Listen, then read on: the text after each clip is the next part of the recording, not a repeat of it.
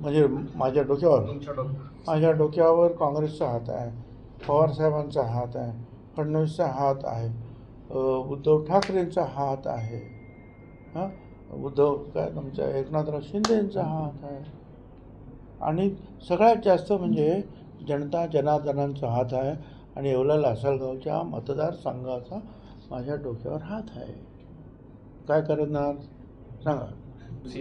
त्याची तारीख लवकरच सांगितली जाईल अशी घोषणा पण झालेली आहे. अधिवेशन हो. का आता अधिवेशन आणि मग त्याची ते बोल मांडणी आणि बोलणं एवढा माणूस अजून सुधारायला फार वेळ लागेल ना. साहेब आपलं दिल्लीला OBC अधिवेशन का आंतरवेली सराटीचं बसणं आहे का रे बाबा माणसं गोळा करून. हां एवढं सोपं आहे. त्याहून हाकेंचा फोटो कुठेतरी दिसत नाहीये. असं आहे की मला काय माहिती नाही, मी ते बघत नाही कोण करत काय, परंतु सगळ्यांचेच फोटो आता प्रकाश शेंडगे वगैरे आहेत त्यांचे फोटो आता ते येतात.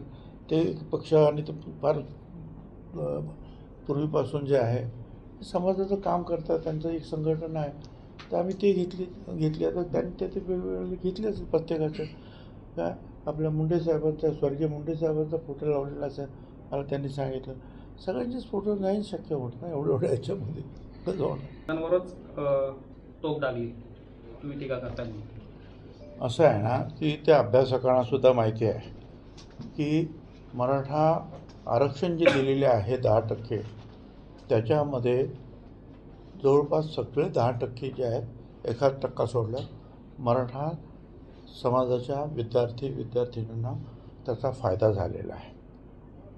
त्याच्या अगोदरसुद्धा EWSमध्ये सुद्धा तशीच परिस्थिती होती आणि विशेष म्हणजे मेडिकल कॉलेजमध्ये आणि MPSCला सुद्धा त्या परीक्षा झाल्यात त्याचा जो कट ऑफ पॉईंट जो आहे तो ह्या मराठा आरक्षण आणि EWSमध्ये कमी आहे, कमी मार्कामध्ये ॲडमिशन आहे आणि यांचा कट ऑफ पॉईंट जो आहे OBCचा हा त्यांच्यापेक्षा कितीतरी वरती आहे, त्याच्यामुळे तिकडे नुकसान होतं. तर कोंढरे म्हणून जे आहेत मराठा समाजाचे नेते त्यांच्याशीसुद्धा मला मागे एकदा चर्चा झाली आणि बाकीचे पण लोक सांगतात की याच्यामध्ये तर आमचं नुकसान झालं त्या OBCमध्ये जाऊन, पण तिथे 374 जाते त्याच्यामध्ये 54% समाज राज्याचा म्हणजे किती मुलं किती मुली आणि त्याच्यामध्ये नंबर लागायचा आणि हे म्हणजे फक्त एका समाजापुरतंच होतं. आता मी जे मागे म्हणालो 5-6 दिवसापूर्वी की मराठा समाजाच्या काही अशा अभ्यासू लोकांनी ज्यांचा अभ्यास नाही, अशिक्षित आहे, त्यांना समजत नाही आरक्षण म्हणजे काय, फायदा कशात आहे, त्यांनी उत्तर देऊ नये. पण ज्यांचा अभ्यास आहे त्यांनी उत्तर द्यावं की भलं कशामध्ये आहे काय, म्हणजे त्याच्यामध्ये मराठा समाजाचं नुकसान पण आहे आणि इतरांचं पण नुकसान आहे. हे बघा आम्ही कुणाचं नाव घेतलेलं नाही, त्यांचीच जे काय राईट हँड असलेले जे वाळेकर का काय नाव वापर काय त्यांनी ती सगळी जी माहिती त्याच दिवशी संध्याकाळी सगळ्या चॅनलला सांगितली तर बाबा असं झालं असं झालं असं झालं.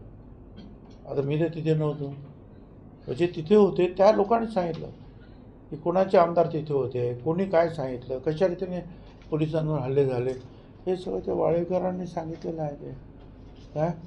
त्यामुळे आता बरं त्यांचं जे म्हणणं जे आहे की दंगली केलं ना तुम्ही तुमच्या म्हणा जरांगेनं म्हणा तुझ्या लोकांनी बीडमध्ये काय केलं त्याला काय म्हणतात, एवढंच की दुसऱ्या बाजूने त्याला प्रतिकार झाला नाही.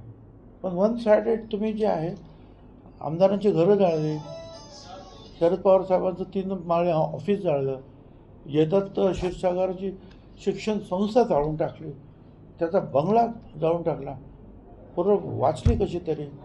त्या प्रकाश सोळंके आमदार त्याच्या घरात कोयते बिते घेऊन तुम्ही आगी लावल्या, या सगळ्यांवर तुम्ही जे आहे ते सगळं केलेलं आहे आणि त्याच्यानंतर हॉटेलला जाळली तुम्ही केले ना म्हणा तुम्ही केले आणि ते झाल्यामुळे तर छगन भुजबळमध्ये पडला. नाही तर तुमचं चाललं होतं काय शिवाय देत होतं कोण माहीत पण नव्हतं, कोण जरांगे काय मी बघत पण नव्हतो. पण ज्या वेळेला अशा रीतीने तुम्ही पूर्ण राखरांगोळी केली त्या बीडमध्ये अगदी आमदारांच्या घरांपर्यंत सामान्य माणसांच्या हॉटेलपर्यंत, तेव्हापासूनच मी याच्यामध्ये आलो. चांगली गोष्ट आहे.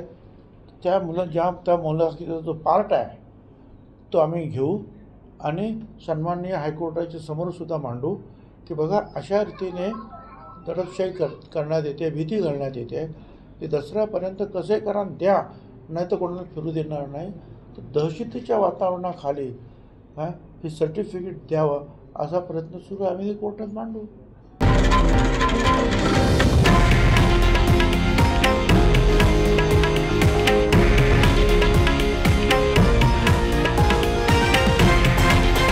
हे आहे देशातील नंबर 1 न्यूज नेटवर्क आणि आपण पाहत आहात TV9 मराठी, एकमेव.